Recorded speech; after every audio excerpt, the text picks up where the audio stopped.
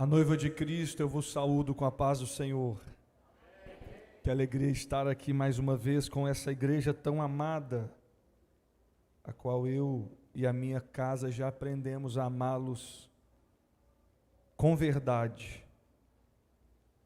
Eu quero louvar a Deus com alegria pela vida do nosso pastor Francival, da sua esposa, irmã Renilda, pastores dessa tão amável igreja, os obreiros todos, né, que de forma tão amável nos receberam. Na pessoa do pastor Marcos, eu cumprimento também toda a Jubabe. Somente, deixa eu saber aqui, os jovens da Jubabe, digam aí um amém. Se puder ser melhor, diga amém. É que às vezes pega meio desprevenido, né? Hoje eu tive a grata oportunidade de conhecer um pouco mais de perto alguns jovens que trabalham aqui. Eu vou falar aqui alguns nomes e se eu me esquecer, vocês me perdoem. Mas eu lembro aqui do Vitor. Cadê o Vitor? Está lá no fundo. O Vitor, a esposa, a filhinha, Ana Vitória. É isso, né? Princesa. Ana Vitória eu não esqueço porque o Estevão estava lá fazendo um carinho nela. Eu falei, meu filho, o papai casou com a maranhense, então eu já te abençoo. Em nome de Jesus. Wilson, irmãos, eu não sei se vocês sabem, mas o Wilson ele recebeu um dom, um talento da parte de Deus. Se fosse no passado, ele seria um daqueles que entrariam dentro do templo para oferecer sacrifício. Mas como ele está no período da graça, aí ele só faz o churrasco e a gente participa. Que churrasco maravilhoso. O Wilson e a sua família, pessoas maravilhosas. O Aurélio com a esposa, o Aurélio está aí? Está aqui, a esposa, nos receberam tão bem. Obrigado, queridos, de coração. Quem mais estava lá? O Marcel. É Marcel, é isso? Está ali com a esposa.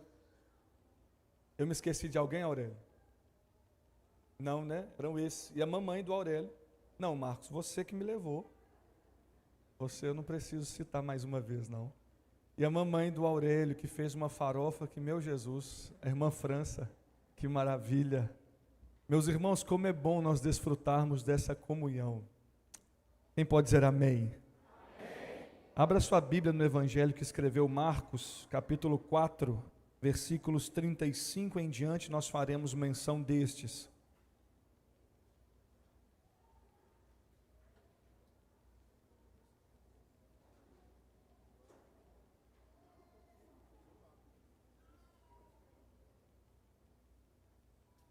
A todos que puderem, eu vou pedir você para que, ao término da leitura, mantenha a sua Bíblia aberta. Eu pretendo fazer a exposição dessa palavra, de forma que a gente vá entendendo o que versículo a versículo o Senhor tem a nos revelar. Eu creio no poder da palavra que transforma a vida, que muda a história, que constrói aquilo que eu e você com as nossas mãos não podemos. Nós vimos aqui um teatro. Eu quero parabenizar a equipe de teatro e dizer que eu e a minha esposa fizemos parte por muito tempo. E eu tenho um carinho muito especial com o teatro, porque foi no teatro que eu conheci a minha esposa. Foi no teatro que eu comecei a orar pela minha esposa. Foi no teatro que ao final dos ensaios eu oferecia para levar minha esposa em casa. Até então ela era minha amiga. E foi no teatro que nós começamos a orar. E nós namoramos, noivamos e casamos. E aquilo que o teatro parecia ser apenas uma ficção, na verdade, para nós foi uma história muito linda. Meu amor, fique de pé. Fique de pé, porque talvez nem todos estiveram aqui ontem. Cadê os solteiros?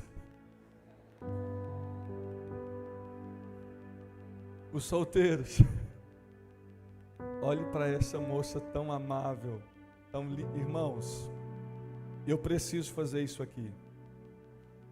Pastor, você brigou com ela mais cedo? Nem um pouco, pelo contrário. Meu amor, você é tão linda que a glória de Deus na tua vida, ela tem poder para poder alcançar corações. Mas irmãos, aí agora eu vou falar de marido para mulher. A glória de Deus, ela alcança os corações aqui e transforma, mas o coração que ela alcançou, a glória de Deus bateu aqui, porque a primeira vez que eu conheci a minha esposa, eu sentei lá na roda que o grupo de teatro fez, e eu tinha um propósito com Deus, jovem, eu deixei para contar isso aqui hoje. Eu tinha um propósito com Deus. Eu nasci e cresci dentro da igreja aos 16, eu me afastei, aos 20 eu retorno com o coração ferido, dilacerado pelo mundo.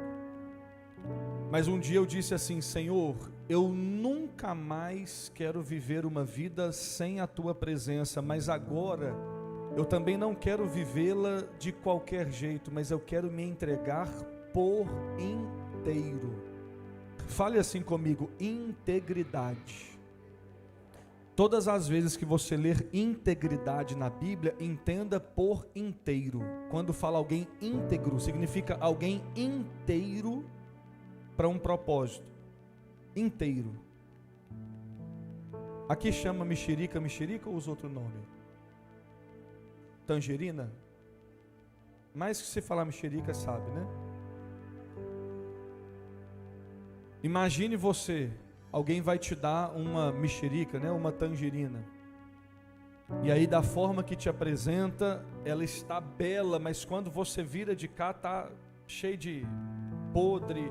Aí você tem que sair cortando, tirando, escolhendo, de repente sobra um gominho lá e mesmo assim você fica meio receoso. E eu entendi que o Senhor não queria, ou Ele não tinha para mim uma vida de aparência, como essa que aparentemente é, mas quando você vai olhar não é.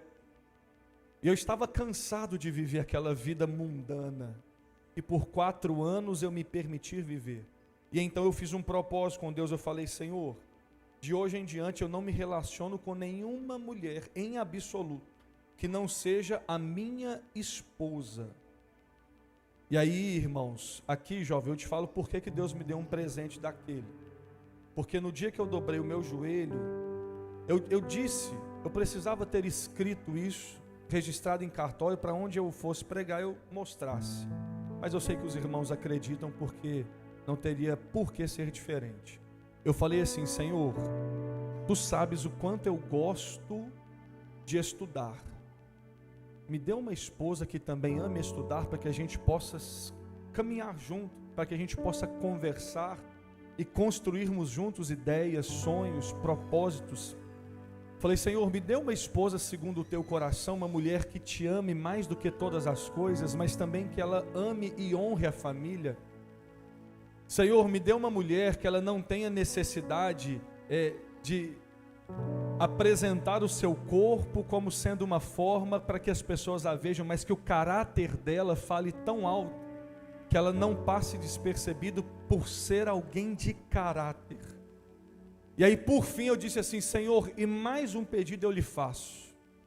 Como eu gosto tanto de falar, o Senhor podia tanto me dar uma esposa que tivesse o dom para louvar, e esse vai ser o sinal que eu saberei de Ti, que é a minha esposa.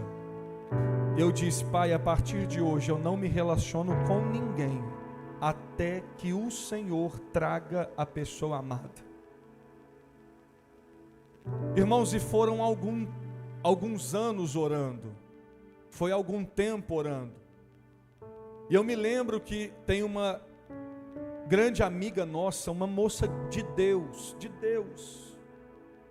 e antes de conhecer a minha esposa, eu conheci essa moça em um evento de jovens, e nós nos tornamos grandes amigos, conversávamos por muito tempo, e até um dia que eu percebi que ela estava com um sentimento diferente para mim, e quando eu olhei a situação, eu falei: Senhor, é essa a que Tu tens para mim? O Senhor me disse assim: meu filho, traga a sua memória, o que foi que me pedistes? E aí eu fui falando, foi quase todos os atributos. Quando chegou no louvor, irmãos, Misericórdia. Aí Deus falou: meu filho, acalma e aquieta-te o teu coração. Essa moça casou com um dos nossos melhores amigos, que a gente anda junto e tem comunhão junto. Sabe qual é a diferença de quando você tem um propósito? Hoje eu posso sair com esse casal sem olhar para a moça como se alguém tivesse algum constrangimento de ter ficado agarrado com ela por aí em qualquer esquina. Eu posso sair com eles tranquilamente, sabe por quê? Porque quem tem propósito, e ontem nós falamos sobre isso, e hoje nós vamos continuar sobre uma outra ótica. Quem tem propósito sabe exatamente o que é que o Senhor tem, o que é que você tem com Deus e o Senhor contigo. E aí, oração vai, oração vem, e Deus me dava sonhos, e passaram-se anos, até que um dia um grande amigo meu me chama para ir em uma reunião do teatro. E eu fui. E quando eu sento na roda que eles fizeram, chega minha esposa, magrinha, com um violãozinho na mão. Irmãos, na hora que ela começou a louvar, eu até olhei para o lado, eu falei: meu Deus, parecia que tinha um exército de anjos. E aí eu entendi porque um tempo antes Deus tinha me dado uma canção. Irmão, mas eu não louvo. Na verdade, eu louvo ao Senhor lá na minha casa, porque cada um tem que saber o seu lugar e o talento que Deus te deu. E quando o Senhor me deu uma composição, eu falei: meu Deus, mas se for apenas para mim e ti, para nossa relação, amém, glória a Deus por isso, mas eu sei que se o Senhor me deu essa composição, tem algo além. Isso foram meses, e quando eu conheci a minha esposa, Deus trouxe a composição no meu coração e falou: é para ela louvar. E foi assim que nós começamos a conversar. Um dia eu tomei coragem, cheguei nela e falei: ei, paz o Senhor, deixa eu lhe dizer, Deus me deu um louvor, eu poderia te apresentar? E ela assim, né, meio na dela, falou: amém, irmão, pode sim, manda um e-mail lá. E aí eu mandei o e-mail, nós começamos a conversar. Foi quase um ano, né, meu bem? E quando nós conversamos, quem é da época do MSN aqui? Quem usou MSN? Oh, muitos usaram. Quer dizer que vocês têm mais de 30 anos. No mínimo. E Orkut? Quem usou Orkut? Aí já tem mais de 40. Nós começamos a conversar no MSN. Irmãos, e quando eu achei que ia virar namoro, sabe o que aconteceu? Ela começou a me chamar de brodinho. Eu falei: meu Deus, que menina que quer dar alguma atenção para um jovem vai chamar de brodinho. Porque entre homem é normal, né? E aí, brother? Né? Agora a menina falar assim, brodinho, eu falei: não vai ter jeito. Mas foram meses e todas as nossas conversas eram tão edificantes. Nós compartilhávamos sonhos e falávamos, até que eu percebi, depois de um determinado tempo, que a gente começou a compartilhar sonhos assim, de como que a gente queria que fosse quando tivesse casado. Eu peguei um dia falando com ela: nossa, meu sonho é que quando eu for casado, eu queria tanto assim, às vezes ter uma área de lazer para os filhos assim, onde tivesse lá. Porque, irmãos, eu amo criança e amo estar com meu filho, com os meus sobrinhos. E ela: nossa, que legal. Um dia eu também pensava assim. Interessante, né? Parece que está convergindo. Mas nós tínhamos tanto temor e zelo pela amizade um do outro, que nós não tomávamos uma atitude. Minha sogra está aí? Ela deve estar com o nosso filho lá para trás. Lá, eu imagino que fora da igreja. Deve estar lá, né? Aí um dia minha sogra me liga onde eu trabalhava. Ela fala assim: é o Delcio? Eu falei: sou eu. E vocês são maranhenses, vocês sabem, né? Irmão, mineiro é mais quietinho. A gente fala que mineiro come o queijo pelas beiradas, mais quieto. Maranhense já é mais arretado, né? Não é, vai, não vai, e não tem muita conversa.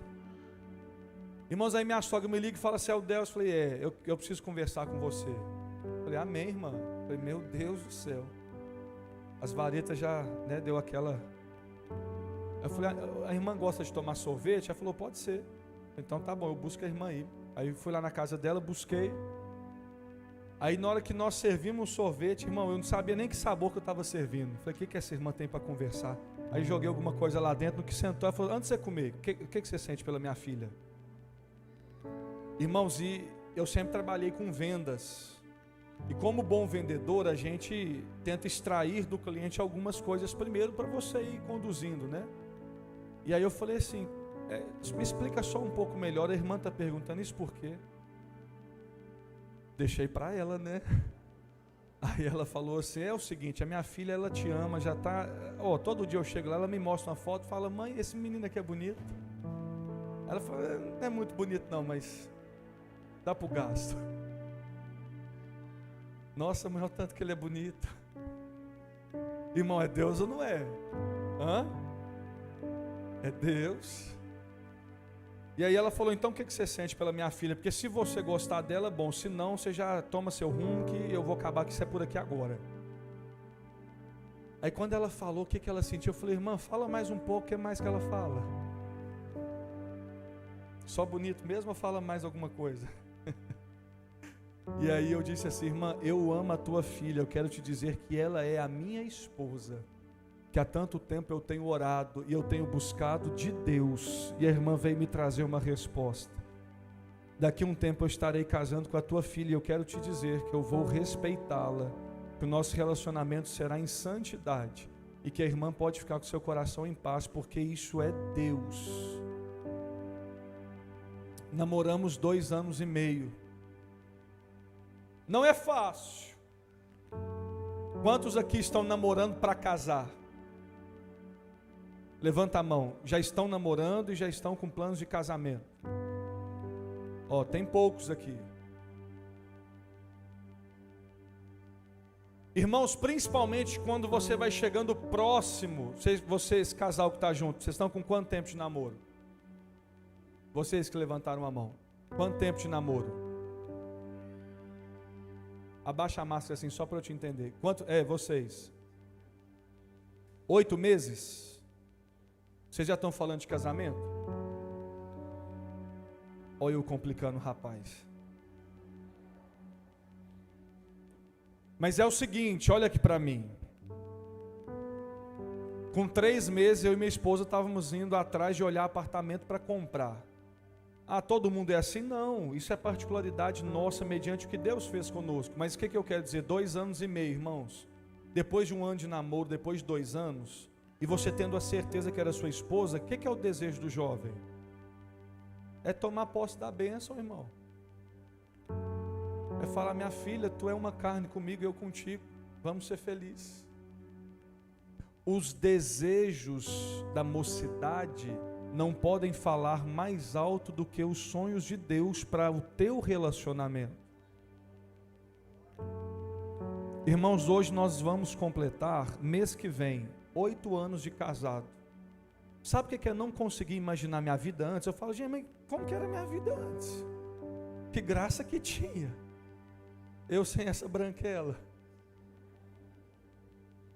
Eu era um pretinho, não tinha muito rumo assim, não sei o que era, porque parece que tudo que eu consigo enxergar na minha vida, Deus veio construindo para que, num determinado momento, nós nos encontrássemos. Pastor, eu achei que era uma pregação, é palestra para relacionamento. Nós vamos para a palavra. Mas eu fiz questão de falar isso porque nós estamos em uma conferência de jovens e como pastor eu atendo jovens semanalmente. Jovens que por não terem uma consciência do seu propósito com Deus tomam atitudes precipitadas, se envolvem em relacionamentos equivocados, desobedientes e as consequências depois são terríveis. Então, jovem, por gentileza, eu não sei se vocês têm aqui um padrão para namoro, isso nem me cabe. Mas o mínimo, pastor, é o jovem antes de namorar vir até o pastor. Pastor, meu coração olhou diferente para aquela jovem. Pastor, pastora, meu coração está olhando para aquele jovem, me ajuda a orar, liderança, é isso, é assim. Porque, irmãos, há momento que os nossos olhos, eles nos enganam pelas intenções do nosso coração. Salomão escreve tantos versículos em Provérbios, e quase todos eles é conselho de pai para filho. Meu filho, se atente para o que eu vou lhe dizer, não seja sábio aos teus próprios olhos. Meu filho, cuidado com o caminho da mulher perversa. Sabe o que Deus tem para essa Jubabe? São relacionamentos extraordinários e transformadores, para que através da sua vida, casamentos sejam restaurados, para que através do seu relacionamento, relacionamentos sejam alcançados. Eu creio nisso. Quantos creem podem dizer amém? Marcos 4:35.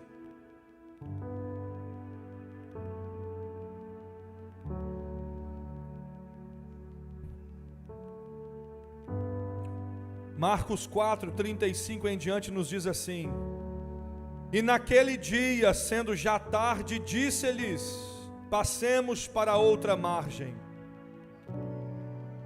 E eles, deixando a multidão, levaram consigo assim como estava no barco, e havia também com ele outros barquinhos. E levantou-se grande temporal de vento, e subiam as ondas por cima do barco, de maneira que já se enchia de água. E ele estava na popa, dormindo sobre uma almofada. E despertaram-no, dizendo-lhe: mestre, não te importa que pereçamos? E ele, despertando, repreendeu o vento e disse ao mar: cala-te, aquieta-te. E o vento se aquietou, e houve grande bonança. E disse-lhes: por que sois tão tímidos? Ainda não tendes fé?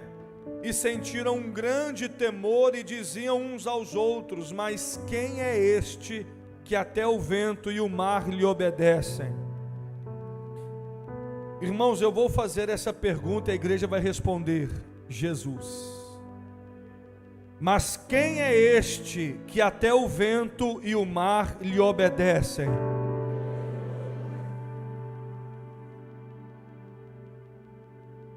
Jesus estava construindo uma relação com seus discípulos. Se você voltar aí na sua Bíblia, no capítulo 3 em diante, Jesus começa a operar milagres, e Jesus no capítulo 4 começa a falar de parábolas.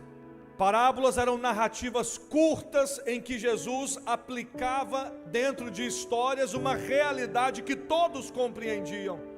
Portanto, Jesus, ele não apontava o dedo para ninguém, mas dentro das histórias narradas por Cristo, ele fazia com que cada um se enxergasse em algum personagem daquela história. Então Jesus conta a parábola do semeador, a parábola da candeia, da semente, do grão de mostarda. Mas quando chega no versículo 35, Jesus estava reunido com as multidões, contando as parábolas, falando do reino de Deus que agora estava entre eles.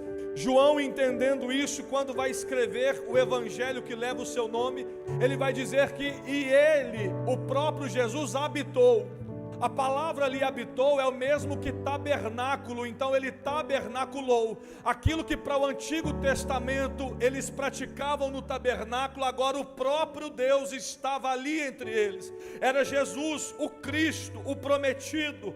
Ele estava agora entre os homens, e esse Jesus estava ensinando por parábolas. Porém, sempre que Jesus contava uma parábola, geravam situações diversas. Alguns entendiam e se revoltavam em si, outros ficavam por entender.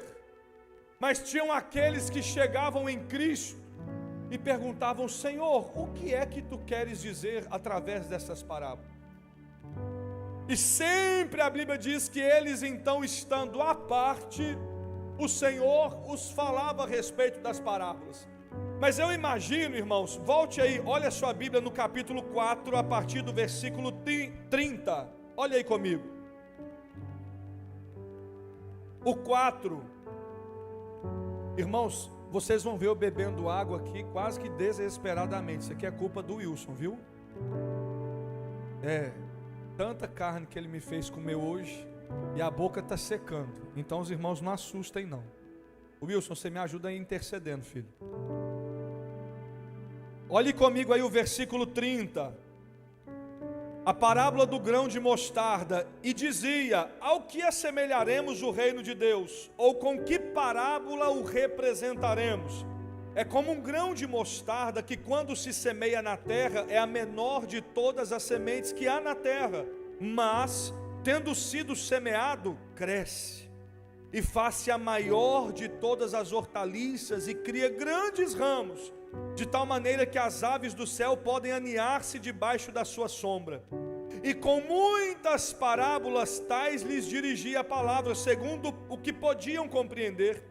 E sem parábolas nunca lhes falava, porém tudo declarava em particular aos seus discípulos. Aí sabe o que eu imagino? Depois que Jesus está falando, contando, narrando esse tanto de parábolas, quando fala aqui que em particular revelava aos seus discípulos, eu imagino os discípulos dizendo assim: Senhor, explica para a gente agora essas parábolas. Aí no coração de Jesus,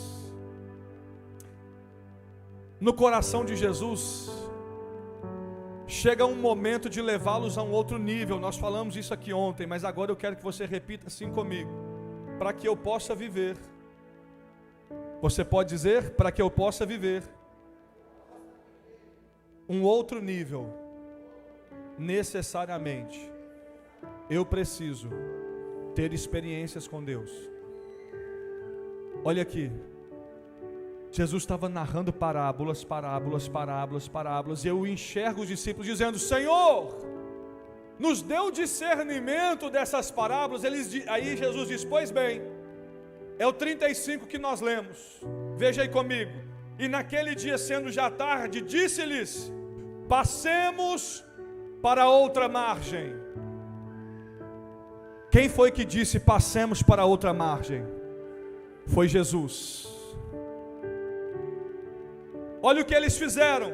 E eles, deixando a multidão, o levaram consigo, assim como estava no barco. O que é que eles deixaram? Primeiro ponto, repita comigo: abandonar a multidão que me aprisiona hoje. Sabe o que eles fizeram?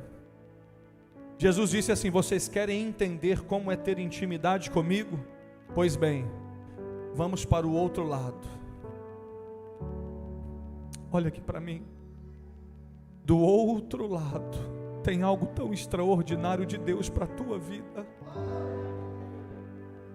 Do outro lado tem um propósito tão maior de Deus para ti. Mas para que nós cheguemos ao outro lado, é necessário tomar uma decisão.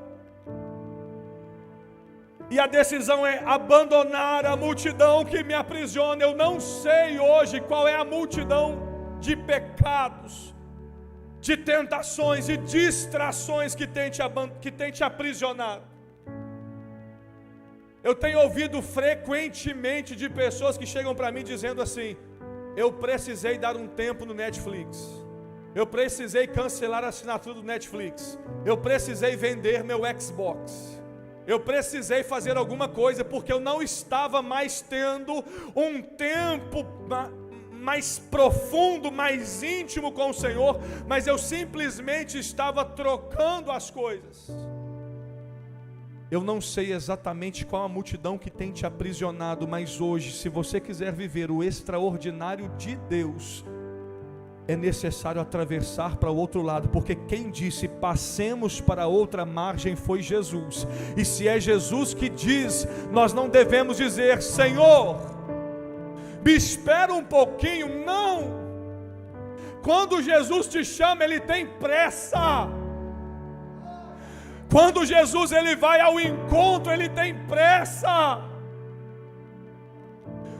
O filho pródigo, quando ele saiu, ele pode compreender que não tinha lugar melhor que na casa do pai. Ele voltou correndo.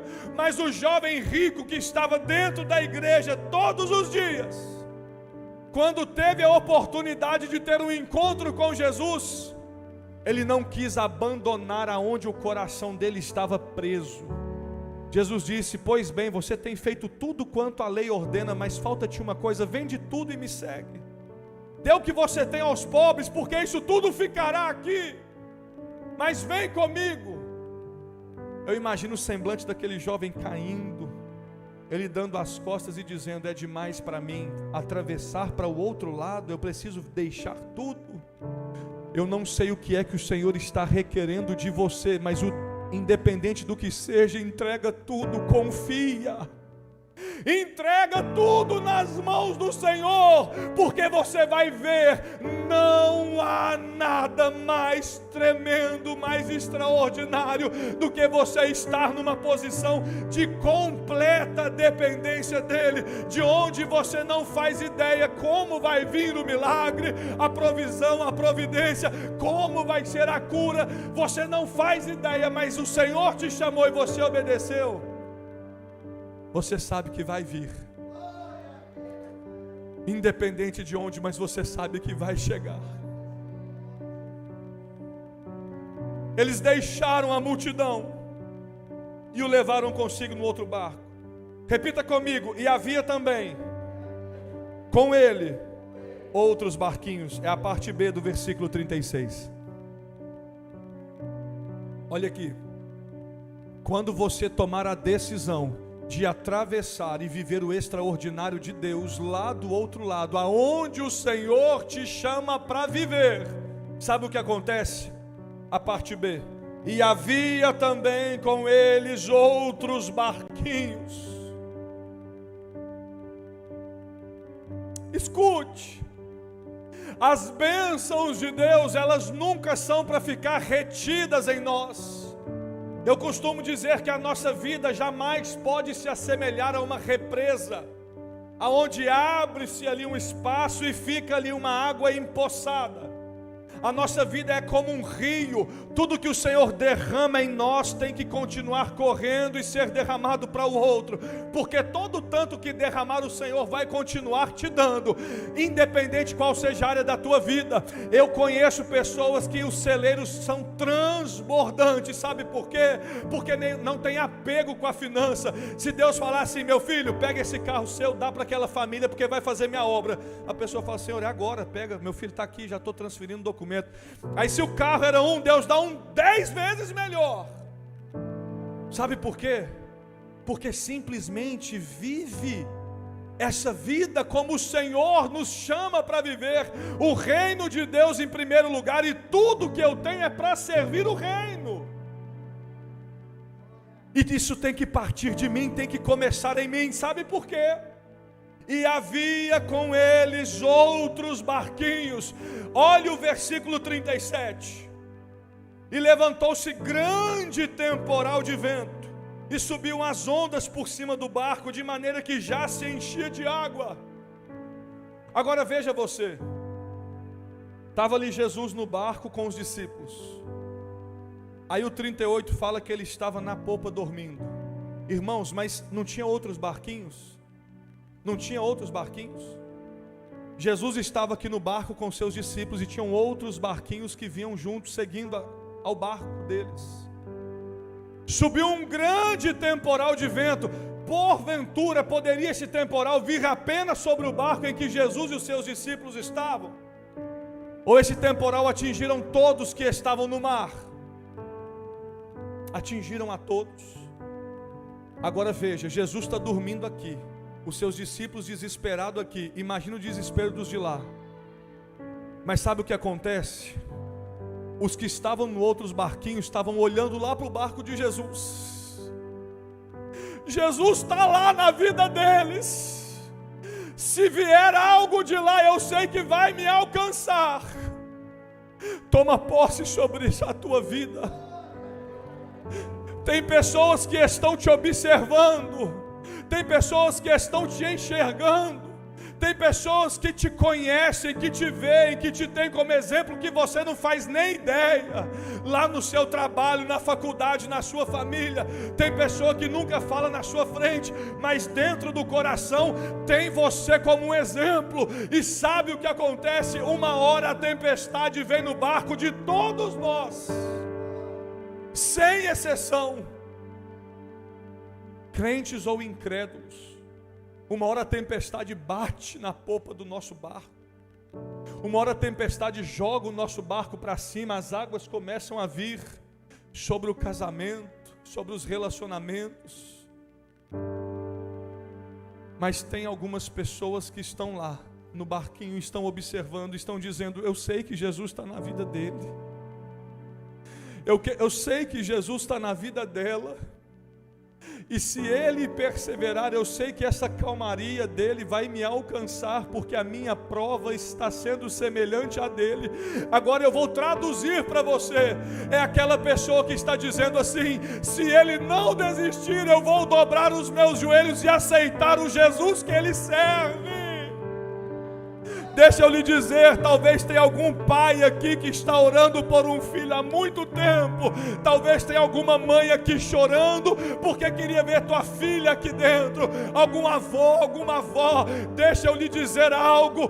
Não desista, porque a tua oração está chegando até o Senhor. Ele está na popa do barco, e quando a bênção vier, ela vai alcançar a todos ao seu redor.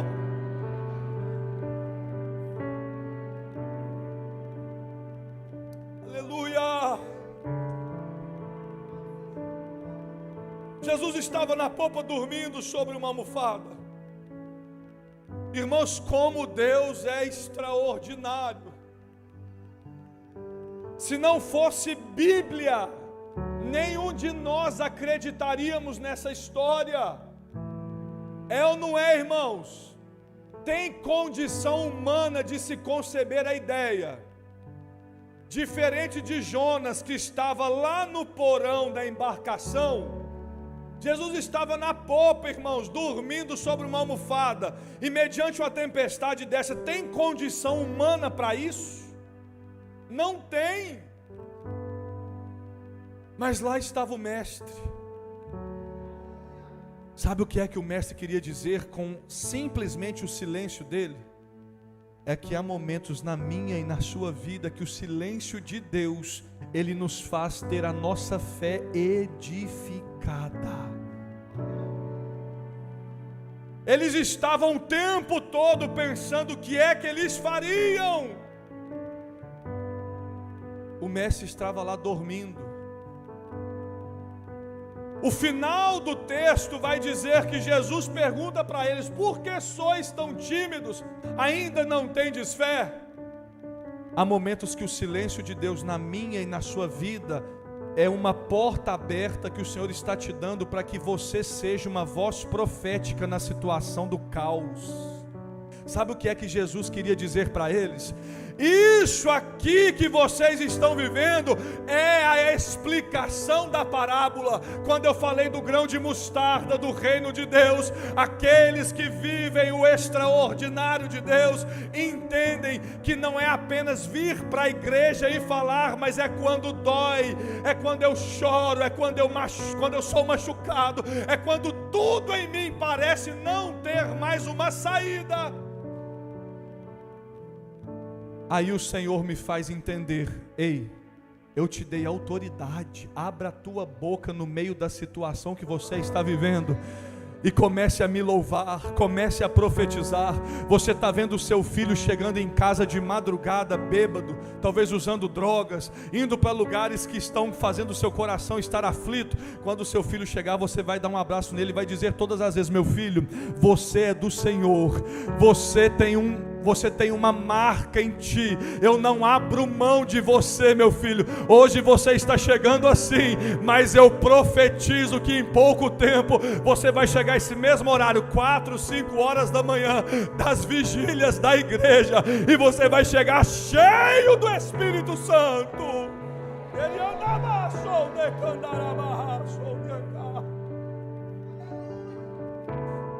Aleluia. O Senhor manda eu dizer para alguém aqui: porque sois tão tímidos? Ainda não tendes fé? Levanta a tua voz na tua casa, levanta a tua voz no meio da tua família e começa a profetizar hoje. Em nome de Jesus, a história da tua casa vai mudar, da tua família vai mudar. Sabe por quê? Acompanhe comigo. Jesus no 39, desperta, repreende o vento e diz ao mar: cala-te, aquieta-te, e houve grande bonança. No 41 eles sentem um grande temor e diziam uns aos outros: mas quem é este, que até o vento e o mar lhe obedecem? E aí eles ficam com aquela sensação de que aquilo que aconteceu não podia ser real. Quem é esse? O que é isso que aconteceu? Eu imagino um cutucando o outro: rapaz, isso foi real. Ele deu uma palavra e o mar se aquietou. Isso foi real, o vento acalou a sua voz. Aí Jesus, que é especialista, irmãos, continua o capítulo 5. Eles atravessaram, sim ou não? Os outros barquinhos com eles, sim ou não? Chegou do outro lado. Veja comigo, capítulo 5. E chegaram à outra margem do mar, à província dos Gadarenos.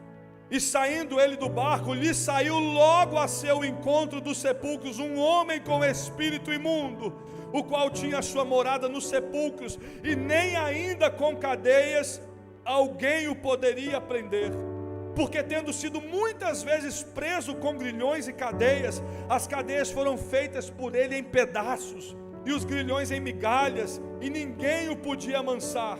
Ele andava sempre de dia e de noite, clamando pelos montes e pelos sepulcros, ferindo-se com pedras.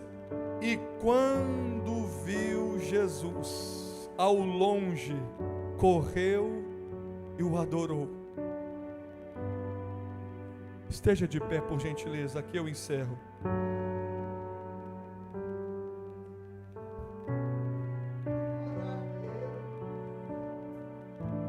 Repita comigo: e quando viu Jesus ao longe, o adorou. Repita comigo: o meu propósito é para que o mundo veja Cristo em mim. As pessoas vão passar a olhar de longe e vão ver Cristo na sua vida.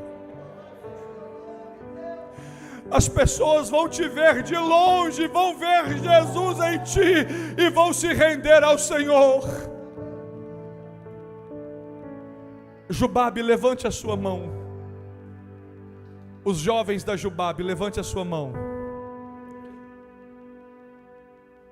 Em nome de Jesus, quando vocês forem fazer trabalhos evangelísticos nas ruas desse bairro, em nome de Jesus, quando vocês forem sair pelas ruas para anunciar que Jesus Cristo é o Rei dos Reis, que Ele tem poder para salvar, para curar, para transformar e para levar para o céu, em nome de Jesus, sobre essa mão que está levantada, que o Senhor derrame poder sobre a tua mão, e poder que está profetizado na Bíblia. Foi Jesus quem disse: vocês irão, e quando vocês forem, eu vos dou poder para expulsar demônios, para fazer com que o meu nome seja anunciado, para batizar e para levar o reino de Deus a todos que estão perecendo.